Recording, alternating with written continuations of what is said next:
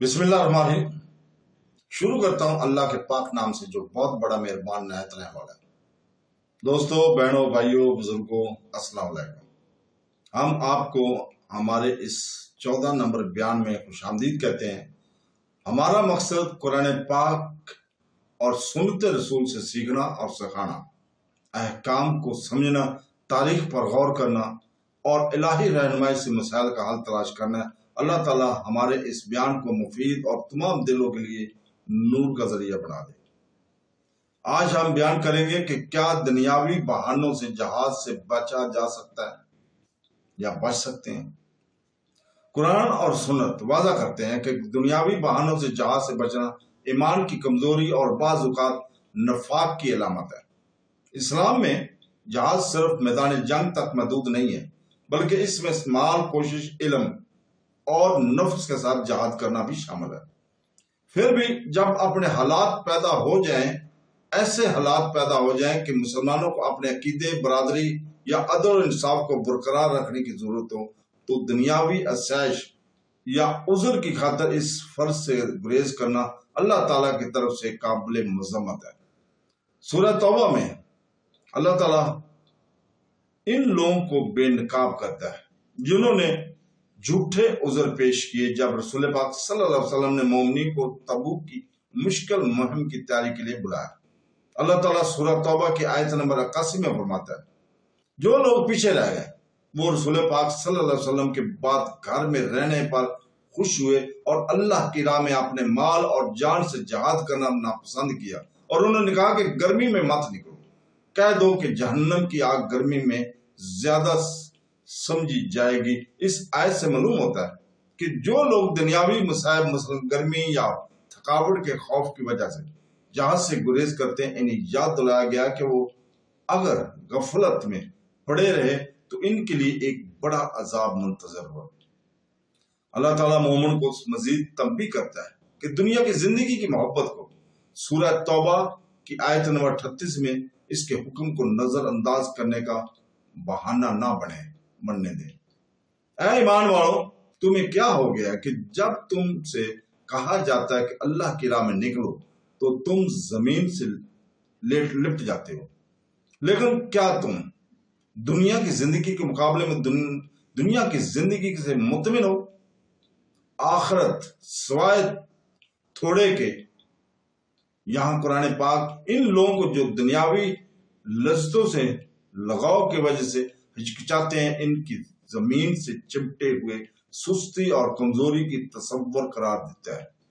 آیت انہیں یاد دلاتی ہے کہ آخرت کی ابدی اجر کے مقابلے میں دنیا کی زندگی عارضی اور معمولی ہے۔ دولت، راحت یا مشکل کے خوف کی خاطر جہاز سے گریز کرنا ایک خطرناک غلطی ہے جو کسی کے روحانی حیثیت کو خطرے میں ڈال دیتی ہے۔ نبی کریم صلی اللہ علیہ وسلم نے بغیر جواز کی جہاد کو ترک کرنے کے لیے خلاف سخت تنبیہ کی ہے۔ ابو داؤد حدیث نمبر 2502 میں فرمایا، جو اللہ کی راہ میں لڑنے سے باز آ جائے تو اللہ تعالیٰ اس کو ذلت سے ڈھانپ دے گا، اور جب تک وہ جہاد کی طرف واپس نہ آ جائے اس سے اس وقت تک سکون نہیں ملے گا۔ یہ حدیث ثابت کرتی ہے کہ جہاد کو نظر انداز کرنا دنیا اور آخرت دونوں میں رسوائی کا باعث ہے۔ اسی طرح ایک اور حدیث صحیح مسلم حدیث نمبر 1910 میں ہے کہ جو شخص بغیر لڑے اور نہ لڑنے کا سوچے مرے تو وہ نفاق کی ایک شاخ پر مرا۔ اس سے معلوم ہوتا ہے کہ اللہ تعالیٰ کی راہ میں جہاد کرنے کی نیت اور آمادگی کا سہارا لینا بھی ضروری ہے، اور اسے مکمل طور پر چھوڑ دینا نفاق کی علامت ہے۔ تاہم قرآن پاک ان لوگوں کے لیے بھی مستثنیٰ ہے جن کے پاس جائز وجوہات ہیں، جیسے کہ بیماری، معذوری یا وسائل کی کمی۔ اللہ تعالیٰ سورہ توبہ کی آیت نمبر 91 میں فرماتا ہے، نہ کمزوروں پر، نہ بیماروں پر، اور نہ ان پر جو خرچ کرنے کے لیے کچھ نہیں پاتے جب تک کہ وہ اللہ اور اس کے رسول کے لیے مخلص ہوں۔ نیکی کرنے والوں پر کوئی الزام نہیں ہے، اور اللہ بخشنے والا مہربان ہے۔ یہ آیت واضح کرتی ہے کہ عذر صرف اسی صورت میں درست ہے جب وہ حقیقی ہوں اور اخلاص کے ساتھ ہوں، مثال کے طور پر نابینا، بیمار، بوڑھے یا وہ لوگ جو حقیقی طور پر مالی طور پر اپنی کفالت کرنے سے قاصر ہیں، لیکن جو لوگ قابلیت کے باوجود قربانی سے بچنے کے لیے بہانے کرتے ہیں وہ قابل مذمت ہے۔ اللہ تعالیٰ ان کے بارے میں سورہ توبہ کی آیت نمبر 46 میں فرماتا ہے، اگر وہ نکلنے کا ارادہ کرتے تو اس کے لیے تیاری کر لیتے، لیکن اللہ تعالیٰ نے ان کے بھیجے جانے کو ناپسند کیا، اس لیے انہیں روک دیا اور کہا گیا کہ بیٹھنے والوں کے ساتھ بیٹھو۔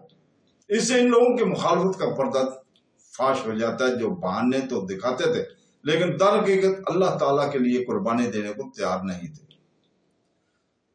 گرمی، دولت، راحت یا سستی جیسے دنیاوی بہانوں کی وجہ سے جہاز سے گریز کرنا کبیرہ گناہ اور نفاق کی علامت ہے، جیسا کہ سورہ توبہ کی آیت نمبر 38 اور 81 میں روشنی ڈالی گئی ہے۔ رسول پاک صلی اللہ علیہ وسلم نے تنبیہ کی ہے کہ جہاد کو نظر انداز کرنا ذلت اور منافقت کا باعث بنتا ہے۔ تاہم بیماروں، معذوروں اور وسائل کی کمی جیسے جائز عذر کو اللہ تعالیٰ نے تسلیم کیا، اور ایسے افراد اگر مخلص ہوں تو ان پر کوئی الزام نہیں لگایا جاتا۔ سورہ توبہ آیت نمبر 91۔ لہذا ایک مسلمان کو کبھی بھی دنیاوی رغبتوں کو اللہ تعالیٰ کی راہ میں جدوجہد کرنے سے روکنے کی اجازت نہیں دیتی اور نہ دینی چاہیے، کیونکہ سچا مومن اس دنیا کے عارضی آسائشوں پر ابدی آخرت کو ثابت کر دیتا ہے۔ تو دوستو، آج کے ہمارا یہ بیان یہیں پہ اختتام پذیر کرتے ہیں اور عاجزانہ طور پر آخر پر ہم دعا کرتے ہیں کہ ہمیں اللہ تعالیٰ قرآن پاک اور حدیث نبوی پر عمل کرنے کی توفیق عطا فرمائے، اور اللہ تعالیٰ ہمارے دلوں کو پاک کر دے، ہمارے اعمال کو قبول فرما، ہمارے گناہوں کو معاف فرما اور ہمیں اپنے شکر گزار بندوں میں شامل فرما، ہمارے وقت، ہمارے اہل و عیال اور ہمارے ایمان میں برکت عطا فرما، اور ہمیں قیامت کے دن اپنے رحمت کے سائے میں جمع فرما۔ آمین ثم آمین۔ اللہ حافظ۔